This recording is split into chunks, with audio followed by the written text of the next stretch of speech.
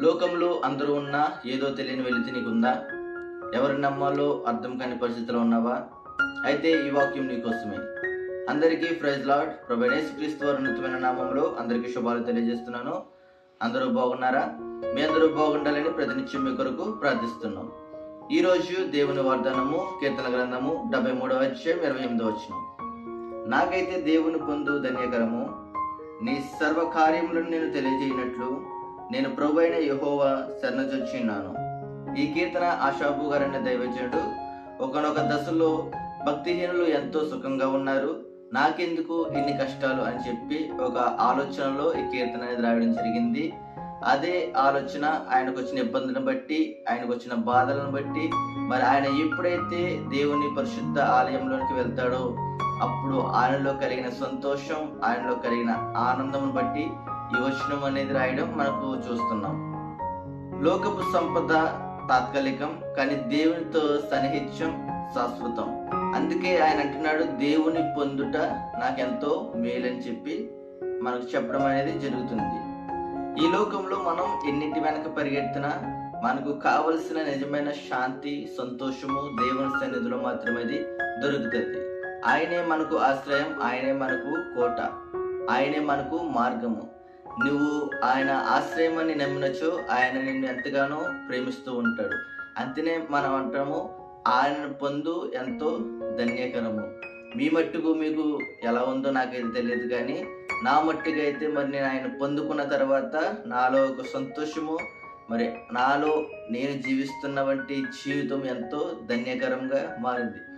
ఆయనను నేను సొంత రక్షకునిగా అంగీకరించిన తర్వాత మరి ఎంతగానో మరి ఆయన యొక్క సువార్తను ప్రకటించాలనే ఆశ, ఆయనను పని చేయాలి, ఆయన పరిచయంలో వాడబడాలి అనే ఒక తపన మరి ఎంతగానో మనకు పెరుగుతుంది. అలాగే ఆషాబ్ గారు ఎన్నో కీర్తనలు రాయడం జరిగింది. ఆయన దేవుని ఎరగక ముందు ఏ విధంగా ఉన్నాడో మనకు తెలియదు, కానీ ఆయన దేవుని ఎరగక ముందు ఒకలాగా ఉంటే మరి దేవుణ్ణి తెలుసుకున్నాక ఆయన యొక్క సంతోషం ఎంతగానో ఉప్పొంగి ఈ యొక్క కీర్తన అనేది రాయడం అనేది జరిగింది. నీవు ఈరోజు మరి ఏ పరిస్థితిలో ఉన్నావో, మరి దేనికోసమైనా వెలితి కలిగి నువ్వు జీవిస్తున్నావా?